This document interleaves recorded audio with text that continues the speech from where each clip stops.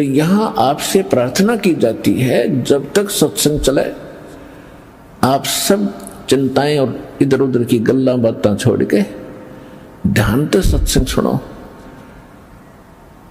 चाहे कोई रोगी है, चाहे कोई संकट है किसी प्रकार का, आप एकाग्रचित्त होकर सत्संग सुनोगे तो राहत मिलेगी और ये ज्ञान ग्रहण होगा। मात पिता मिल जावेंगे 184 मोह, ये सतगुरु सेवा और बंदगी भाई फेर मिलन की ना।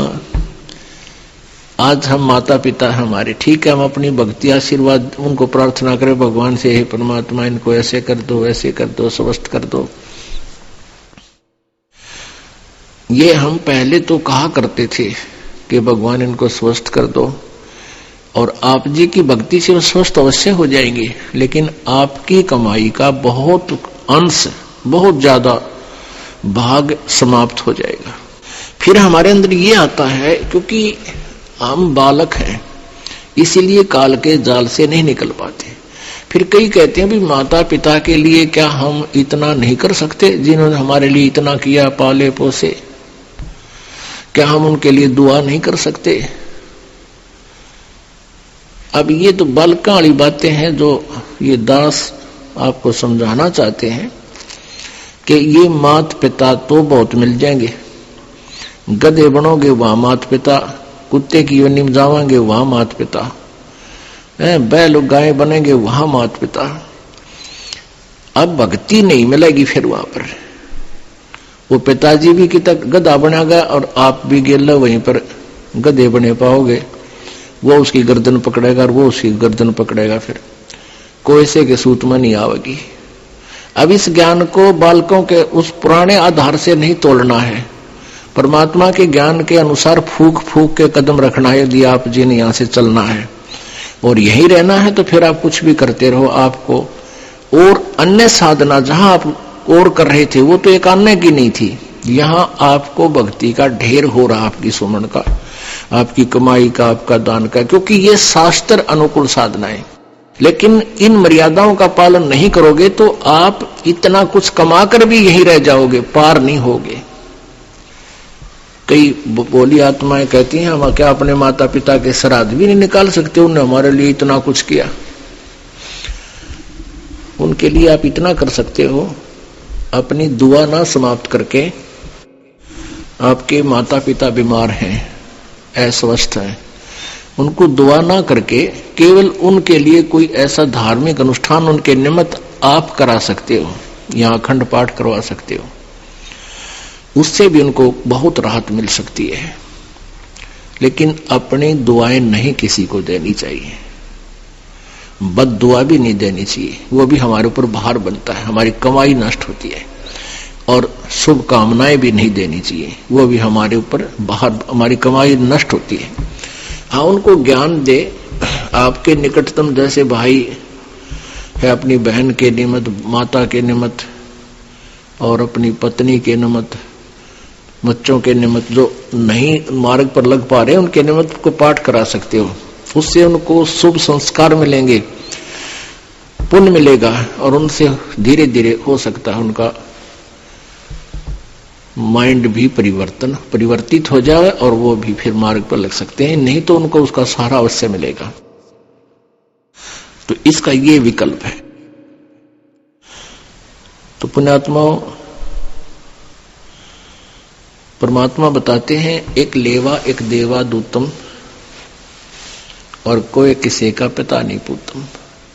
ये ऋण संबंध जुड़ा एक ठाठा, अंत समय सब बारा बाटा।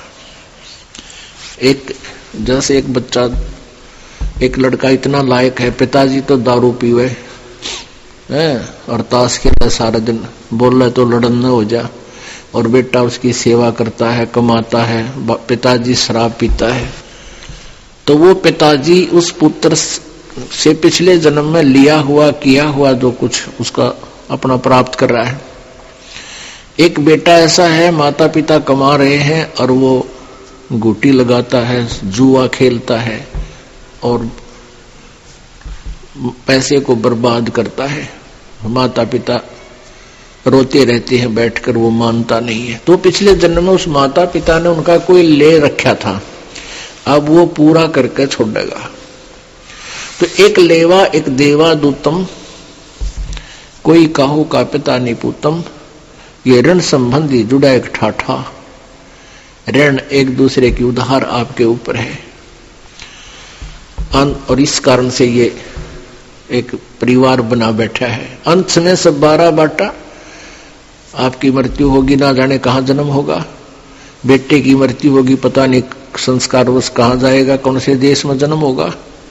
अंत में सब 12 बाट, अलग अलग 12 बाट, बाट माने रास्ते, अलग अलग रास्तों पर जाओगे, फिर ना जाने कभी मिलोगे ना मिलोगे किसी जन्म में। इन सब बातों को विचार करके पुण्यात्माओं अपने मोक्ष कराने के इस उद्देश्य को, लक्ष्य को प्राप्त करना है। आज जो ये समागम चल रहा है 3 दिन का, इसका वैसे तो हम महीने में 2 बार करते ही हैं 3-3 दिन का। इसका एक विशेष उपलक्ष्य है कि इस दास को फाल्गुन की अमावस्या वाले दिन उपदेश प्राप्त हुआ था, गुरु जी से नाम मिला था। परमात्मा कहते हैं, जा दिन सतगुरु भेटियो वो दिन लेखे जान, बाकी समय गंवा दिया बिना गुरु के नाम। परमात्मा बताते हैं कि जिस दिन आप जी को पूर्ण संत से उपदेश प्राप्त हुआ, आपका वो जन्मदिन है, वो आपका हैप्पी बर्थडे है। बाकी जो हम पहले लोकवेद के आधार से बर्थडे मनाया करते थे, वो हमने अब नहीं मनाना। उसको हम खुद हैप्पी बर्थडे मानना है, वो तो बड़ा दुख था हमारे ऊपर, कैर टूटा, जन्म हुआ, ना जाने कितने कष्ट जीवन पर आवेंगे, कोई बच्चा हो गया तो मर जाएगा, कोई बचेगा ना बचे, कोई बीमारियां, 100 प्रकार की समस्याएं, दिन रात धक्के खाने। वो कौन सा जन्म था, वो कौन सा हैप्पी बर्थडे था, वो तो ब्रांड मार्टी डे था, और उस नाम हैप्पी बर्थडे मनाया करते। अब जिस दिन आप जी को उपदेश मिला वो नोट कर ले, आपका वो हैप्पी बर्थडे है। और 100 याद रखे भगवान कैसे प्राप्त हुआ वो दिन, जिस दिन आपकी शरण मिली मालिक। तो आज वो ये दिन जो है अमावस्या वाला, फाल्गुन के अमावस्या वाला दिन, ये वो हैप्पी डे है जो जिस दिन इस दास का उद्धार हुआ। गुरुदेव जी ने उपदेश बख्शीश किया। अब याद आती है उस दिन के महत्व की, आज याद आता उस दिन की महिमा। जे वो ना मिलता वो दिन, ये 17 फरवरी फाल्गुन अमावस्या सन 1988 को इस दास को उपदेश मिला था।